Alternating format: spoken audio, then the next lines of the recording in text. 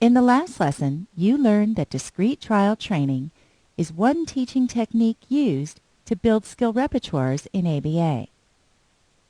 You also learned that a discrete trial is comprised of three components: the antecedent, a response, and a consequence. As we discussed in the last lesson, there are several aspects of the antecedent in a discrete trial. In this lesson, we will discuss the two covered in this training: the discriminative stimulus, or SD, and the establishing operation, or EO. There are 6 objectives for Lesson 2.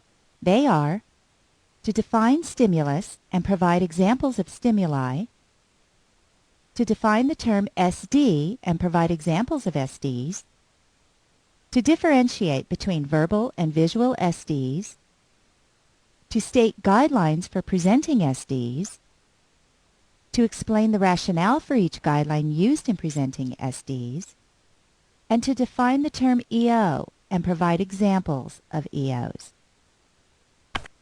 We'll start off by defining the term stimulus as it relates to the discrete trial.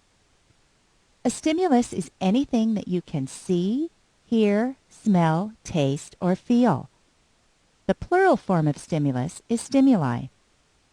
Some examples of stimuli include a 2-dimensional photo of a cup, a 3-dimensional cookie, or the smell of cookies baking. You will often hear your program supervisor refer to a stimulus or stimuli. It is essential that you memorize and fully understand the meaning of these terms. When using discrete trial training to teach skills to children with autism, it is important that we establish various stimuli as discriminative stimuli, or SDs. The technical definition of SD is a stimulus in the presence of which a particular response will be reinforced, and in the absence of which that response will not be reinforced.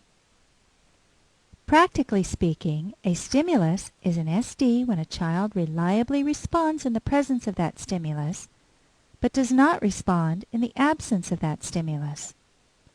This occurs when the child's response in the presence of that stimulus has been reinforced in the past. Most of the stimuli, or SDs, that we present are either verbal, visual, or a combination of verbal and visual. We'll begin by looking at some examples of verbal stimuli and SDs. A verbal stimulus is typically something we say to a child. Once a verbal stimulus is established as a verbal SD, it will reliably evoke a particular response. For example, a therapist may ask, "What does a cow say?" If we have established this question as a verbal SD, it will evoke the response, "Moo." Or a therapist may say, "Tell me something that is red," to which the child may say, "Fire truck," "stop sign," or any other red object they know.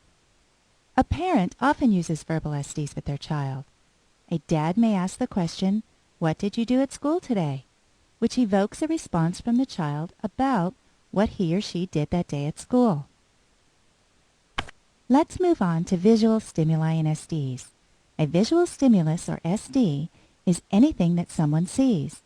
Typical children naturally label objects, actions, and activities they see going on around them.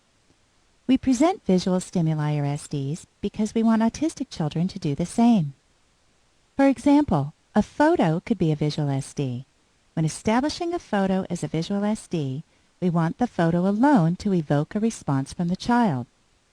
If we have established this photo as a visual SD, the photo alone would evoke the response, "eating," or "the girl is eating," or "she is eating."